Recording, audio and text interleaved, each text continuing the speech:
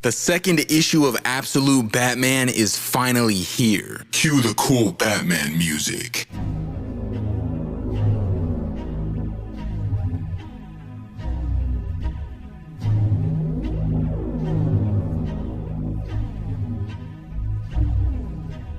Now, in the last issue, we learned that Bruce's father was killed by a public shooter at the zoo while on a school field trip with Bruce and his classmates. And this issue piggybacks on that exact incident, with Bruce begging his father to open the door, completely unaware that his lifeless corpse was slouched over on the other side, weighing the door down. Now, this is where things get super interesting, because soon enough we realize that the establishment Bruce was trapped inside of was actually the zoo's bat enclosure he was so interested in the first issue. And this is how he obtained his fear of them, because sooner or later they completely swarmed him until not a single inch of his body was visible. The story then fast forwards to present day, with Bruce fighting off a massive horde of party animals at the Gotham Aquarium. For the past 2 weeks they had been escalating their assault on Gotham, so he was doing the same thing in return, escalating his assault on them. Now, it's important to know that Alfred is the one narrating as Bruce tears these criminals apart. He'd been watching Bruce's every move and studying his tactics non-stop ever since their last interaction, also adding surveillance protections to try helping him. But shifting focus back over to the party animals, their leader Cyanus had brought in so much of them lately there was enough to take on a small militia, so Alfred was waiting for Bruce to call it quits, to retreat and regroup. But for some reason he was just so freaking relentless. It didn't matter how many of them there were and how slim his odds were, he was still going to take them down. Every move he made was calculated, taking advantage of everything he could. After that, the party animals shoved Bruce's spike-filled back into one of the fish tanks, causing almost all the water to pour out and flood the room they were in. So Bruce used his bat tendrils to cling onto the ceiling, throwing down a concentrated version of vinegar that turned the salt water into hydrochloric acid, and burning the party animals so badly they immediately evacuated the facility, only to realize a squadron of police officers was waiting for them outside. Upon fleeing the scene, Bruce made his way inside the sewers, and it's here that Alfred reveals this version of Bruce doesn't just have one cave, but a bunch of hidden stash houses all over the city. And of course, from a bird's eye perspective, they create an image of the bat symbol. Anyways, as stated by Alfred once again, when Bruce wasn't donning the bat suit, his schedule was super strict. He went to work and then vanished into the shadows directly after. There was a rumor he often met with a resistance group known as the Red Hood, but the truth was he did everything alone, even steering clear of his mother these days. The only time he broke his routine in the past few weeks was to go to Blackgate Penitentiary to visit his father's killer, Joe Chill. As another week went by, Alfred's handler told him to drop Batman's protection because he was becoming too risky of a factor. Initially, Alfred wanted to push back because in his opinion, Bruce was actually helping him get to the bottom of who the party animals' leader was. But eventually he followed orders as directed. After that, we see yet another cluster of party animals swarming Bruce's Skyscraper stash houses. Unbeknownst to them though, Bruce knew they'd be coming, setting off a bunch of explosives and lighting the entire top halves of the buildings on fire, which created a ridiculously cool image of himself in the process. Batman is fuck. The comic then flips things over to Mayor Gordon, who was in the hospital after being shot by the party animals in the last issue. His opponent in the upcoming election, Mayor Hill, was on the news station playing in the background, and he was unsurprisingly bad-mouthing him due to Gotham's recent surge of violent crimes. So Gordon told Bullock to turn that dang thing off. Moments later, Bullock expressed they needed to put Batman to a stop, but Barbara disagreed, indicating that Batman saved them and that instead they should be focusing on the party animals. After that, the one and only Martha Wayne appeared to see how Gordon was recovering, only for Bullock and Barbara to be forced to leave because the party animals were tearing up Port Authority. Once they left, we find out that Jim and Martha were good friends who grew up together. And upon Martha expressing how much she missed her husband, Jim admitted that he still thought about the incident every day. He was the one who found Bruce screaming under the pile of bats. There were so much that he couldn't even see him at first. Sooner or later, he asked how Bruce was doing, but honestly, Martha had no idea. Before that day, he was her little boy and would tell her every little detail about his life, but now she didn't know him at all. That's when the book goes to a flashback where Bruce was in his room staring at the medal he won at the science fair, the first place victory that scored him and his class the field trip. Martha would then go on to tell him that his friends were waiting for him outside, but all Bruce wanted was to be left alone. When she left the room, tears started pouring down his face, and as the sadness escalated, he hurled the metal out of his window.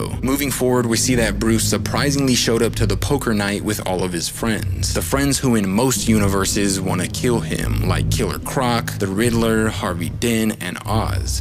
And screw you, Oz, I can't wait for Bruce to beat the blubber out of you for what you did to Vic. Anyways, during their game, Bruce pulled out a party animal helmet, stating that he found it while helping repair City Hall. After a quick analysis, the Riddler indicated it was equipped with a geographical information system sharing targets on a private GPS network. And if they were able to decode it, they'd be able to predict the party animal's moves. Moments later, Bruce asked Oz if the party animals were moving in on everyone's territory, which pretty much implies that Oz is still just a gangster in this universe. But according to him, the party animals weren't out for anyone's territory and were only looking to wreck the city. Now, it only grows more and more apparent that Bruce didn't come here to catch up. Instead, he was just using his friends' various lines of work to gain answers. And after asking Harvey Dent what his take on them was, Harvey assured him it was all just for money, but he had a theory that Mayor Hill, the man running against Gordon in the upcoming election, was working with them because someone down at City Hall told him Hill had been raking in a lot of cash recently. So of course, Bruce's next move was to break into Mayor Hill's office to see if there was any unusual and suspicious activity. Upon his arrival, he whipped out his USB and plugged it into Hill's computer, discovering a sketchy looking file reading Arkham. But before being able to go any further, none other than the leader of the party animals himself appeared on a giant screen. He was happy to finally meet Bruce, but indicated they didn't have much time to speak because not only were the police waiting for him outside, but his henchmen were closing in on him as well. And what happens next is just pure D1 linebacker durability, because Bruce is literally blasted with an RPG and he just stands there unfazed. Knowing he had to get out of the building as soon as possible, he then jumped down a nearby elevator shaft, only to be confronted by Mr. Pennyworth asking him to hear him out because he had some info on their targets and believed they could help each other if they worked together. So Bruce told him he had 30 seconds to explain, but Alfred wanted to get somewhere safe first, asking if he had a vehicle they could use nearby. And that's when Bruce was like, yeah, you're standing in it, revealing that his Batmobile is actually a giant freaking dump truck, and he just starts ramming through police cars like nothing. After that, we're taken back into the past where Bruce continued mourning his father's death after throwing his medal out of the window, but then suddenly the one and only Selena Kyle came in while holding the medal and telling Bruce that he was coming with her. But sadly, that's where this issue comes to an end, guys, but if you want me to make part 3, let me know in the comments down below.